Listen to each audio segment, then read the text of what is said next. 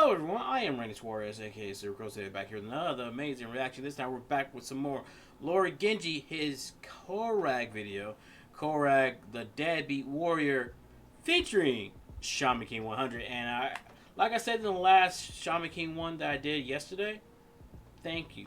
Thank you, Shaman King. Thank you, Lord Genji. Thank you, Shuri, for basically liking, commenting, subscribing to my channel in general, due to the fact that again, y'all commenting on in general, I again don't expect that stuff to happen, but I'm happy y'all enjoy my reaction to y'all content in general, and I will be checking out Shooties as well when I start getting a chance, when my schedule open up a little bit more breathing room. So most likely that's coming soon, very much soon, probably next week. So yeah, most likely next week. But anyway, I cannot wait to get into that. So you like any of this content, please like, comment, and subscribe to my channel. Like, comment, and subscribe to Lord Genji and Shaman King 100. I will leave the original link to this video down below so you can watch it uninterrupted. Link to my Twitter, Instagram, and TikTok. You can find me on those social platforms. Link to my Cashapp. Feel gracious enough to donate whatever you want to donate. That's fine. Don't. That's fine as well. Same thing to soup things. But by donating, like, comment, subscribe, share all the good stuff, how you show your support, lets me know you rock with the reaction content, rock with the channel, and rock with your boy. But further ado, buckle up and let's get started. We here with KORAGG, the Deadbeat Warrior, by Lord Genji, featuring Shaman King 100. I cannot wait to get into this. Yes, I will be doing Shaman King's KORAGG video Friday. That will be dropping Friday, so stay tuned to that. But I know I'm doing this a little bit backwards, but at the same time, I don't give a crap. I know y'all gonna enjoy this as much as I will, so all I can say is buckle up and let's go. Hey. Hey. And then you got yeeted off a cliff. Ooh, that brother's floating in the air. When it comes to Nick Russell, I'm not saying his age because I don't know it. Liambo, you are the father.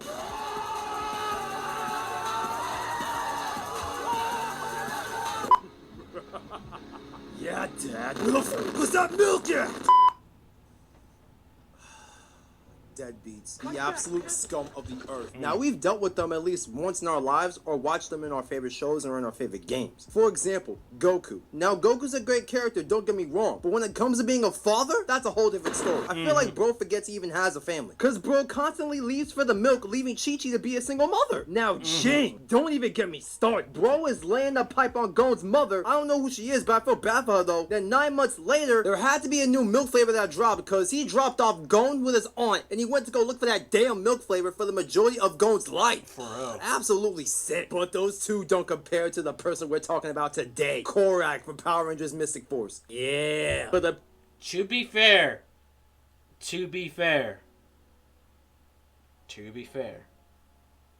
I think Jinx is a lot worse than KORAGG. Come on, man.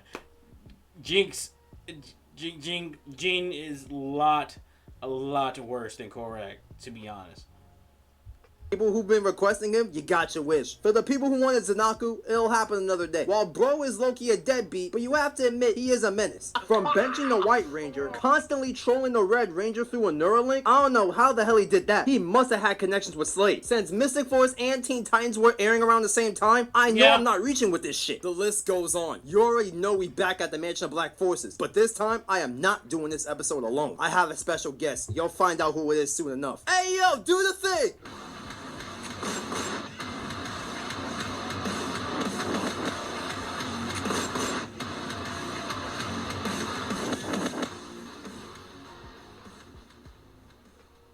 Alright boys, we have the evidence lying on the table and we shall discuss KORAGG, the Deadbeat Warrior. Now let me pump the brakes real quick. Before we get to that, I have a little surprise. Treat me like what don't get me there. That's right, your boy has a character now. Just to make the vids a little more interesting, just to add a little flair to it, nothing too crazy. But anyways, without further ado, Exhibit A. Character does look Ladies and gentlemen, I would like to present to you Exhibit A, KORAGG's pull-up. So the episode starts with a flashback explaining what happened with the darkness and how they got packed up by the 5 Mystic Warriors at the time. And then after that, they got sent to the underworld, which is their version of hell essentially. Some years pass by, KORAGG finally pulls up for his get back, looking like an album cover concept. And already the camera is going crazy with the angles. Peep the wolf on his shoulder, the shield with the sword behind it, the wrist with the spikes on it. Yup. I knew it. He's a black metal fan. The close up to the belt and to the damn stompers. You can already tell he ain't playing no games and already wants violence for the first episode. After the Rangers catch a dub, KORAGG had the nerve to third party them talking about, oh, y'all won? That's cool. Now catch his third party. And then he has the unadulterated audacity to shoot these people. Oh, nah. Mans was really on go. If you thought that was bad, my boy said ground fights are overrated. I'm more of a sword guy myself. And Buddy turned into a centaur. Oh, nah. Something really awakened inside my boy. And Udana turned into a giant too. Now, you would think she would stand on business, right? You'd be sadly mistaken because she gets absolutely violated. And just to make things worse, KORAGG just casually took her snow staff as a trophy. So not only did he third party these guys, insulted them, flexed the fact that he could turn into a centaur, violated Udana and boo-ganged her snow staff and demoted her to a damn side character. Oh, hell no. This is already the first episode and Mans is already committing some heinous acts. Here's what he said on the way out. Now peep this, I'ma let y'all go so you can witness the pain and destruction that happens on your land and drill this into your heads. After what I did to you, this should have been your final day on Earth, but I'ma catch you later. No, that's just straight up disrespectful. Now that's enough with Exhibit A. Now let's move on to Exhibit B.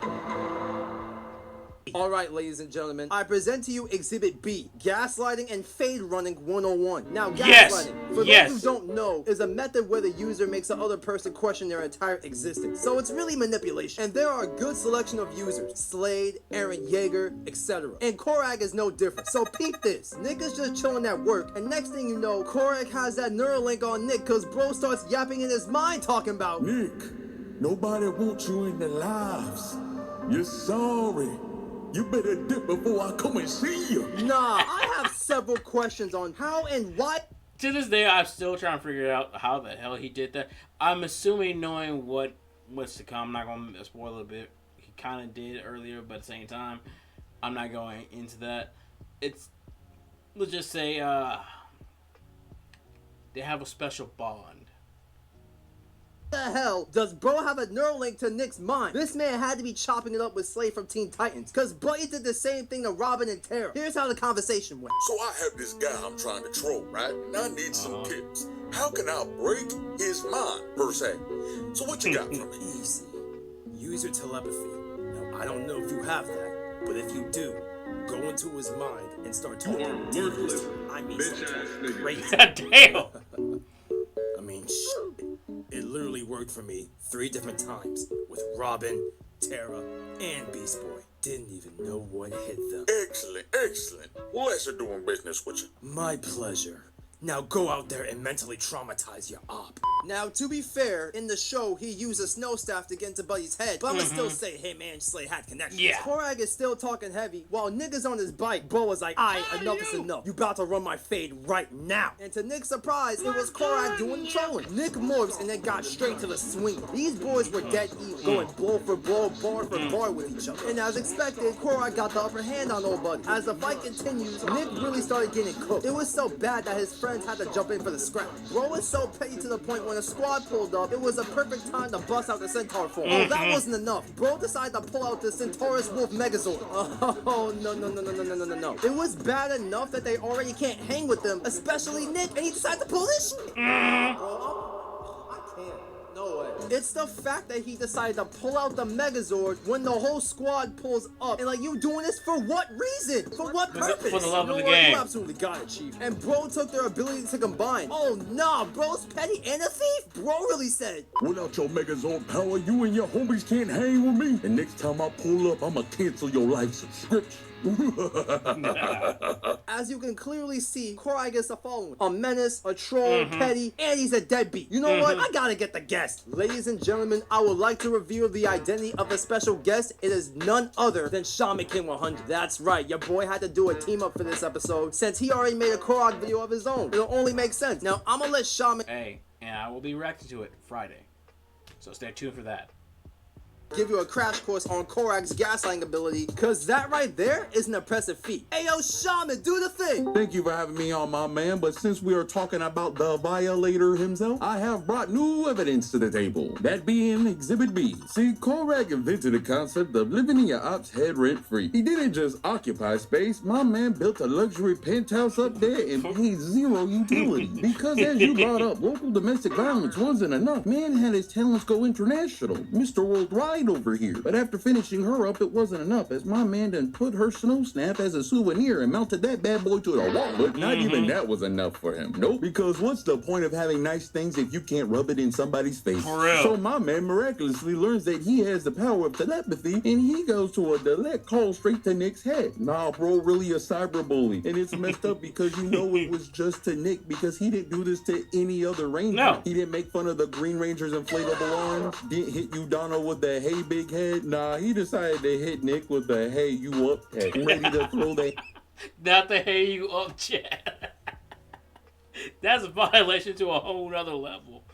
Hands whenever. And dude must have had that 5G network family plan, because somehow no matter where Nick was, KORAGG was always just a call away. And the only way I could quantify the abuse that KORAGG did to Nick is just telling you that my boy was the Amber Heard of his time. Minus the poop on the bed. Nasty. Yeah. And all this psychological warfare only gets worse when you just know that KORAGG is actually the father of Nick. Bruh, getting bullied by your own father is a different level of man. It's standard level for American Dad kind of. If you know, you know. Stelio Contos was really roasting him, breaking him down, and making him doubting his existence. Nah, man, making G Freaks look good right now. I mean, I understand the master had my boy under some mind control, but I get a suspicious feeling my man felt a little type of way. Haven't seen more family dysfunction since the Ace family. Actually, scratch that. This is straight up Daddy of 5 parenting. Damn. Daddy of 5. Bringing up the greatest point that I didn't bring up in my own KORAGG video that I would love to share with you now. See, in the American Power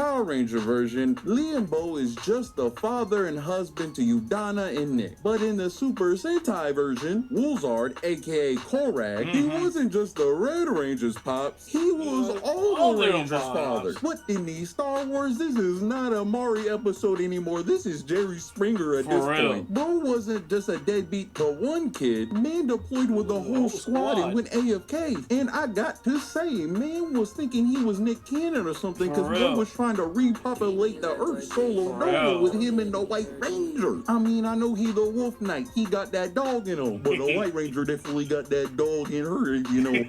Damn. All right, Sheldon. But yeah, he's right. Basically, in the Super Sentai, like all the Rangers are related in a way, besides the Magic Shine. I'm saying. And yo, the age gap between the kids ain't that far off, so I'm just saying who clearly was putting in work back to back. But say, Dre, the real question is he hiding his kids from the world or hiding the world from his kids? I thought this was important to bring to the table. Man might be a D-list dad, but he was definitely still a A-list cheek clapper. I know what I'm saying, my boys. Hey, but thanks, Brody, for having me on. Take it away. Appreciate it, Shaman, for the well-explained crash course on KORAGG's menace activities. You gotta give props to the bro. I'ma link his KORAGG vid and his channel in the description. Bro is absolutely hilarious. Now let's get back to this menace. After the gatekeeper got kidnapped, I'm definitely adding that to the other charges. Nick pulls up to save her and to get us round 2 with KORAGG. Buddy said, look dog, you are running my fade right now. No magic, just straight pause, just you and me, and I respect that. And KORAGG was like, bet. Nick pulled out the Mystic Force Fighters, or as I like to call them, the Punch-Out Gloves, and they got straight to it. KORAGG almost took Nick's head off, but good thing Nick dodged it, because if he didn't, he would have been like a chicken without its head. And Nick was moving like prime Muhammad Ali, and landed a 2-piece combo on Buddy's shield. And after that, it was GG's for Nick. But I will admit, he was trying his hardest. Now, you would think after Nick getting the brakes beat off him, he'd ask for a timeout or a breather. No! Buddy pulled out the Magi Staff, thinking that something was gonna change. Oh, something did change, alright. You didn't have internal bleeding before, but now you do, and then he got yeeted off a cliff. Ooh, that brother's floating in the air. And my dog got thrown into a mountain after dealing with KORAGG's final blow. Now right here, this is how you end an exhibit. Psych! One more thing. Since the Rangers have a Solaris Knight as their 6th, KORAGG peeped and he went to throw hands with bro. And then they get to the squabble. This will not be the first time they bop. It was a little calm fight at first, but it got interrupted. Now when we get to the second fight, I'm talking straight Weave Nation, straight blows, everything. The fight ended, but bro doesn't finish the job, said bro has honor like that. And not before talking shit, talking about you ain't shit, and you never gonna be shit. And the Rangers jump him, but they forget that he's jump resistant. Now that's a way to end an exhibit. Now that wraps up Exhibit B. Now let's finally move on to Exhibit C. Ladies and gentlemen, I would like to present to you Exhibit C, KORAGG's redemption arc. Now, as the show goes on, KORAGG started having flashbacks to back when he was Liambo, foreshadowing that he'll get his humanity back. And after boxing with the Rangers, he sent them to the underworld, again, which is their version of hell, to get their powers taken. Udana pulls up for the rescue, and then the Master didn't like that, so he sucks the life out of her, literally. Man, don't think like that, you nasty. KORAGG can't stand for none of this, so he stops the Master from putting Udana in a box. And then it happens. Liambo is finally back with the overdue milk and all, but better late than never. But that was all too good to be true, because the Master turned him back at the KORAGG, and him and Nick go for their final scrap. And right now, they're evenly matched. Before KORAGG was about to send Nick to sleep forever, Udana told him that Nick was his son, and you were 10 plus years late with the milk. By the way, Udana's his mom, by the way. Oh, hell no. Nick is looking all bewildered right now. And I would be too after hearing this all of a sudden. Okay, so hear me out real quick. Imagine being on a Power Rangers show, right? You have no idea who your real parents are. And next thing you know, you're on the Maury show waiting for the DNA results. When it comes to Nick Russell, I'm not saying his age because I don't know it. Liambo, you are the father! And next thing you know, you're on the Maury show waiting for the DNA results. When it comes to Nick Russell, I'm not saying his age because I don't know it. Liambo, you are the father!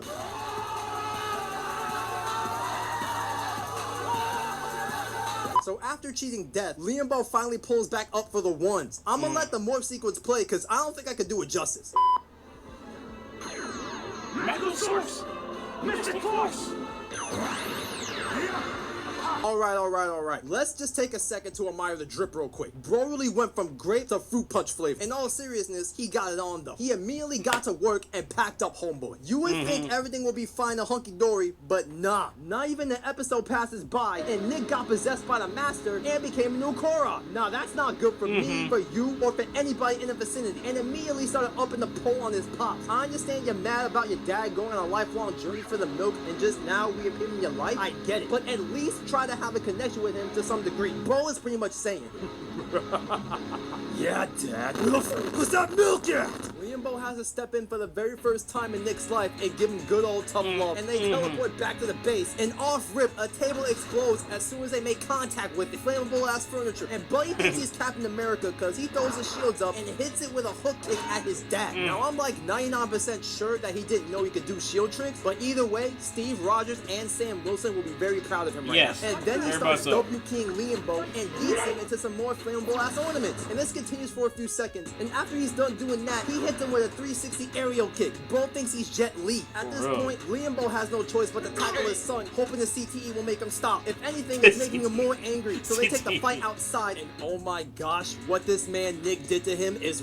wild. But he said, fuck the shield, and disarmed his pops, and he started going crazy with the dual wield sword. And he finally kicks him off the ledge. And Nick, being a psychotic crash out, he made a portal so him and Liambo can keep boxing it out. I should low-key add Nick to the mansion along with his dad, cause the Menace Apple doesn't fall far from the tree of crash outs. Liambo surrenders, pretty much telling his son, look, Bo. Nick's magical name was Bowen, by the way. I forgot to mention that. Look, Bo, I know you're mad at me, and you have every right to be, but just know I love you, son. Come on, now bring it in. Nick was finally released from the curse and gave his father a hug that was long overdue. Afterwards, they finally put the Master in a box, and then the whole world was saved. After everyone has their happy ending, Nick and his parents ride on their motorcycles off into the sunset, ending the series. Woo! This video is finally over. Psych! Exhibit D.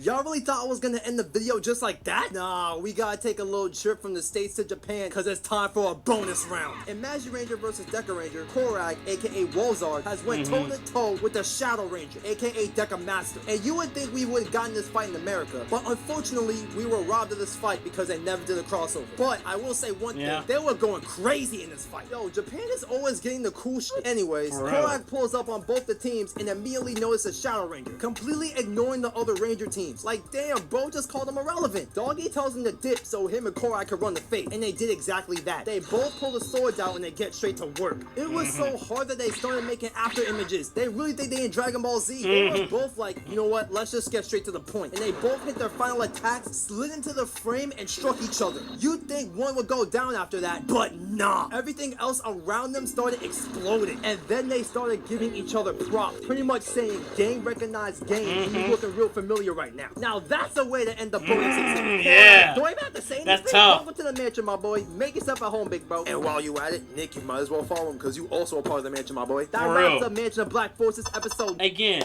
Nick is one of my, probably say, his battleizer, to me personally, clean. Clean. That's a clean-ass battleizer. But then again, like I said, if ever one of these two, Shaman and Lord Genji, do their best of battleizers, I'm in for it. 9. Big shout out to the homie Shaman King 100 for hopping on this video. Definitely go peep his content. Hey yo, a little spoiler alert. Me and him got something cooking on his channel. It's finna get real psycho over there. I'm leaving it at that. Oh, and by the way, I have the ultimate life form waiting for his video, so I gotta get started on that. So y'all should know the drill. Subscribe to my channel. Look at my playlist for other episodes like this. Follow my socials. Join my Patreon. And join my YouTube memberships. I need people, damn it. But until we meet again, I'ma head out. Hey, got a question for y'all. Should I start doing YouTube memberships? I mean, I kind of did for a bit, but never really got anything. But yeah, should I start that? Let me know in the comments. But yeah, Lord Genji, Shaman, y'all did your thing on this one.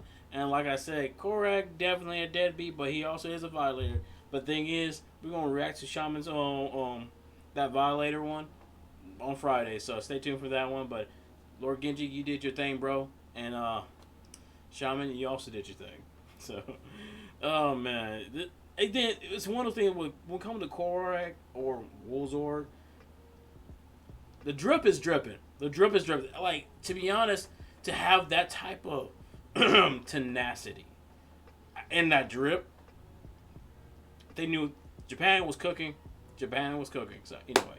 But yeah, but that's it for the video. So if you like any of this content, please like, comment, and subscribe to my channel. Like, comment, and subscribe to Lord Genji and Shaman King 100. I will leave the original link to this video down below so you can watch it uninterrupted. And till next time, please take care of yourself. Stay hydrated, stay safe, stay warm. Peace out. And little questions is everything they know about you.